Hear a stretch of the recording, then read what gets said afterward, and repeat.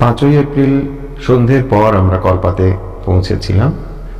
পরের দিন সকালে ঘুম ভেঙে উঠেই বিছানা থেকেই দেখতে পেলাম কিন্নর কৈলাস রেঞ্জ একেবারে যেন জানালার সামনেই দাঁড়িয়ে আছে।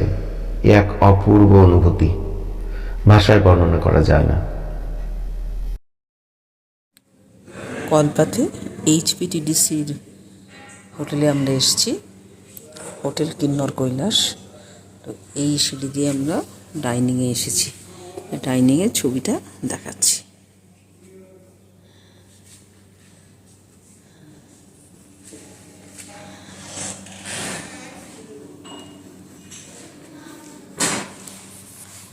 ডাইনিং থেকে পুরো রেঞ্জ দেখা যাচ্ছে।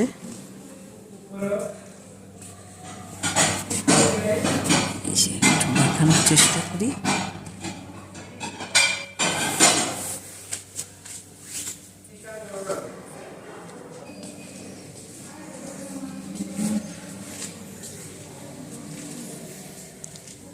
এখান থেকে একটা ছোট্ট আপেল বাগান দেখা যাচ্ছে, অসাধারণ।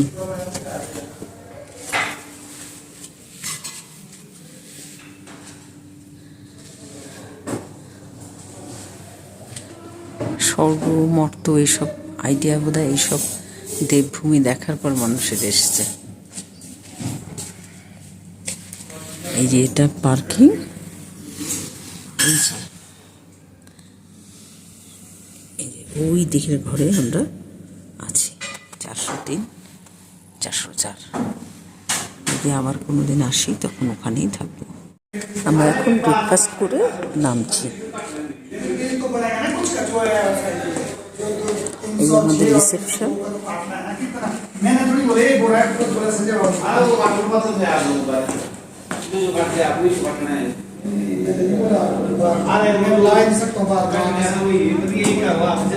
কেউ চাইলে বাইরে বাইরে এসে লাঞ্চ করতে পারে।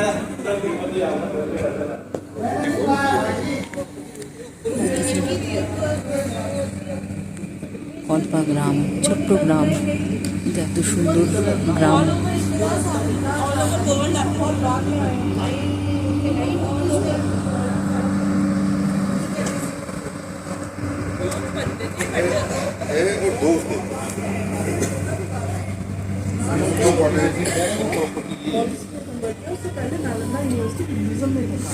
वो नीचे तब तो जो ऊपर शेष है वो खाली बुद्धिस्ट के है, कोई है ही नहीं है।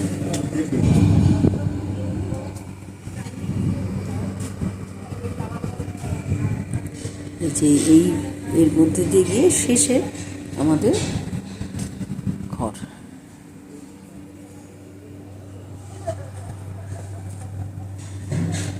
একটা ছোট্ট আপেল বাগান।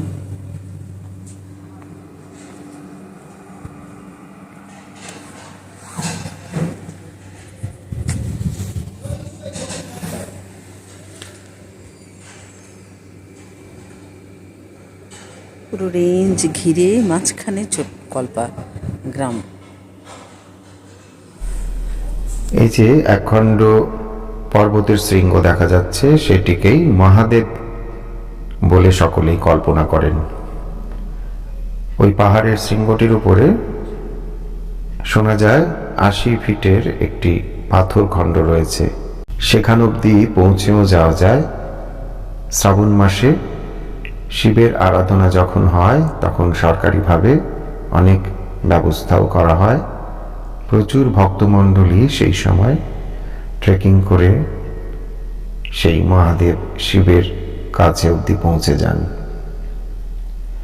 এখন আমরা জলখাবারের পর বেরিয়েছি কল্পা গ্রামটাকে ঘুরে দেখব বলে। হয়তো ভিডিওতে সবটুকু দেখানো সম্ভব নয়, কিন্তু যতটুকু দেখানো যাচ্ছে তাতে বোঝাই যাচ্ছে কেমন উঁচু পাহাড়ের ওপরে আঁকা বাঁকা ভাবে আমাদের গাড়িটা চলছে। কল্পা গ্রামের মধ্যেই আরো একটি ছোট গ্রাম রয়েছে, নাম হলো রোগী ভিলেজ। সেখানে মূলত রয়েছে আপেলের বাগান। ছোট জায়গায় কল্পা, তার মধ্যে আপেল বাগান সবচেয়ে বেশি গুরুত্বপূর্ণ।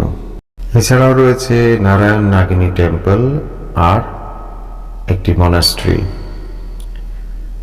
সবটুকুই আমরা এখন ঘুরে দেখব। আজ রাতে যদিও আমাদের সাংলাতে থাকবার কথা, তাই দুপুরের খাবার খাওয়ার আগে পর্যন্ত আমরা কলপার এত সুন্দর গ্রামটিকে খুব ভালোভাবে উপভোগ করব বলে বেরিয়ে পড়েছি। এই রাস্তা দিয়ে যেতে যেতে মনে হয় এটাই তো স্বর্গ। কৈলাস বা স্বর্গ বলে আলাদা করে কি আছে আমি জানি না, কিন্তু এই জায়গাটা অবশ্যই স্বর্গের চেয়ে অনেক অনেক বেশি সুন্দর। কারণ স্বর্গ দেখতে কেমন সেটা তো আমরা কেউ জানতে পারি না, কিন্তু এরকম একটি জায়গায় এলে অবশ্যই স্বর্গের কথা একবার হলেও মনে পড়বে। যেতে যেতে আমরা এবার চলে এলাম সুইসাইড পয়েন্টে। মোবাইল ক্যামেরা জুম করে তলায় দেখা যাচ্ছে যে ওখানে রাস্তা আছে এবং নিচের রাস্তা দিয়ে গাড়ি ঘোড়া চলছে, কিন্তু এতটাই ছোট দেখা যাচ্ছে যে পিঁপড়ের থেকেও ছোট মনে হচ্ছে। এবং এই যে হলুদ রেলিং দেওয়া জায়গাটি, আগে নাকি এখানে রেলিংটা ছিল না। নিচে দেখতে গিয়ে এক একজনের মাথা ঘুরে গিয়ে দুর্ঘটনা ঘটেছে বলে জানা যায়।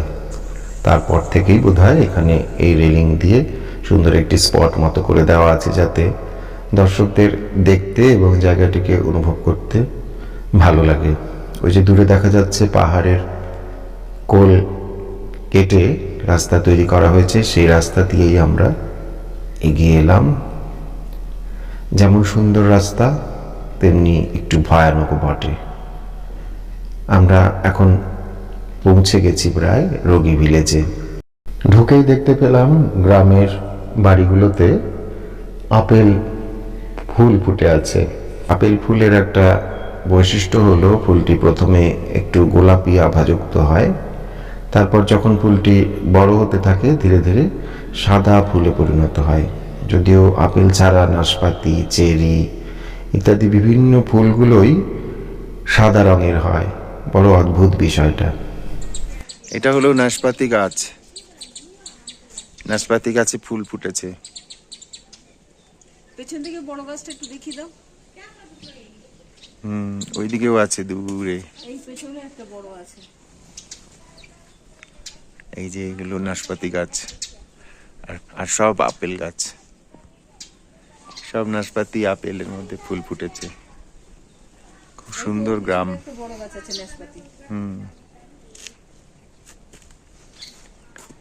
এটা হলো গ্রামের স্কুল।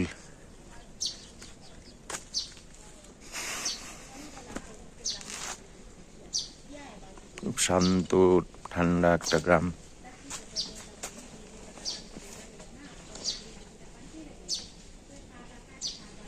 এত সুন্দর নাশপাতির ফুল ভাবা যায় না। গ্রামের একটা পয়েন্ট পর্যন্ত গাড়ি যায়, তারপরে সব জায়গায় হেঁটে হেঁটেই যেতে হয়। ছোট গ্রাম, তাই কখনো উঁচু কখনো নিচু, উঠে নেমে গ্রামের বিভিন্ন জায়গায় যেতে হয়। আমরা এই মুহূর্তে যাচ্ছি নারায়ণ নাগিনী টেম্পলে। এই গ্রামের একটি বিশেষ মন্দির। হিমাচল প্রদেশের মন্দিরগুলোতে নির্দিষ্ট সময়ে পুজো হয় এবং বাকি সময়গুলো মন্দির তালা দেওয়াই থাকে, কিন্তু আমাদের সৌভাগ্য হয়েছিল আমরা যখন মন্দিরে ঢুকলাম, এত সুন্দর মন্দিরটার ভেতরে কিছুক্ষণ পরেই পূজারীরা এসে পুজো করলো। কারণ সময়টা ছিল প্রায় 10টা নাগাদ, সকাল 10টা নাগাদ। আমাদের সৌভাগ্য যে আমরা সামনেই পুজো হতে দেখলাম। নারায়ণ দেবতার বিগ্রহ রয়েছে, সম্ভবত রূপোর তৈরি, আর এই সম্পূর্ণ মন্দিরটা কাঠের কারুকার্য দিয়ে পরিপূর্ণ। কাঠ এবং পাথরের তৈরি এই মন্দির সম্পূর্ণ।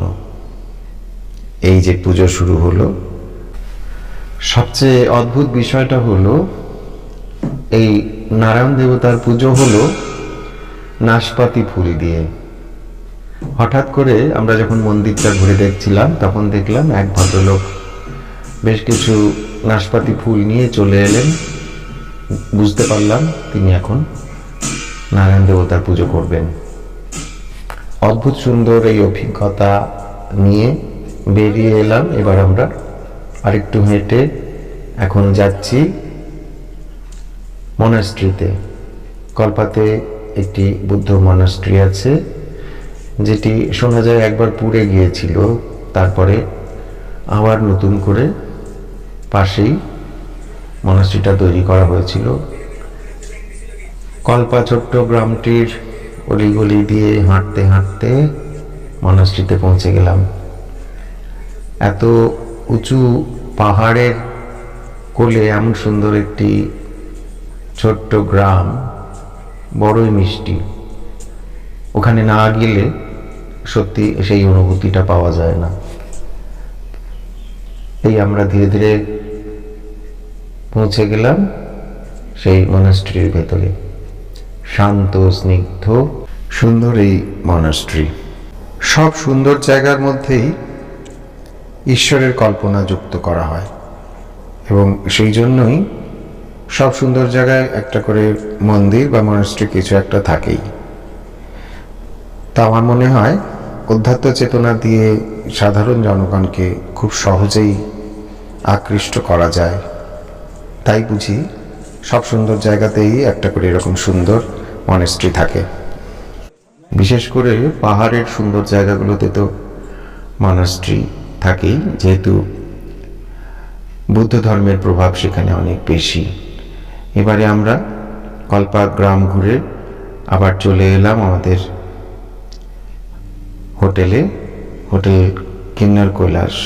যদি কল্পাতে বেড়াতে আসেন অবশ্যই হোটেল কিন্নর কৈলাসেই থাকুন, কারণ এত সুন্দর একটা স্পট, এখানে এসে কোথাও যদি আপনি বাইরে নাও বেরোন, এখানে বসেই আপনার সময়টা কেটে যাবে। এবং সম্পূর্ণ কিন্নর রেঞ্জ চোখের সামনে ঘরে বসেই উপভোগ করতে পারবেন, বাইরে ঘুরতে যাবার কোনো দরকার নেই।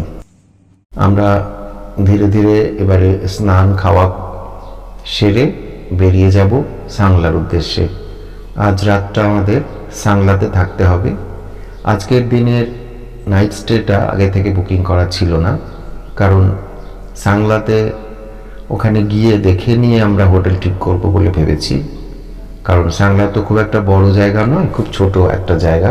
তাই হোটেলটা কেমন, হোটেলের সুযোগ সুবিধা কেমন ইত্যাদি না দেখে বুক করতে আমরা চাইনি। এখন আমরা তৈরি হয়ে লাঞ্চ সেরে বেরিয়ে পড়লাম কিন্নর কৈলাস হোটেল থেকে। সমুদ্রপৃষ্ঠ থেকে কল্পা গ্রামের উচ্চতা হলো 9 থেকে 10,000 ফিট। আমরা ধীরে ধীরে কল্পা থেকে নেমে আসলাম রেকংপিওতে। রেকংপিও হলো কিন্নর ডিস্ট্রিক্টের একটি সদর স্থান। সেটার উচ্চতা প্রায় 8,000 ফিটের মতো। আমরা এখন ধীরে ধীরে এগিয়ে চলছি সাংলার দিকে। মাঝখানে পড়বে কারচাম ড্যাম।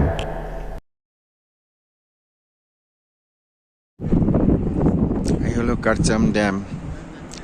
আশপাশটা কত সুন্দর। শতদ্রু নদীকে ড্যাম বানিয়েছে।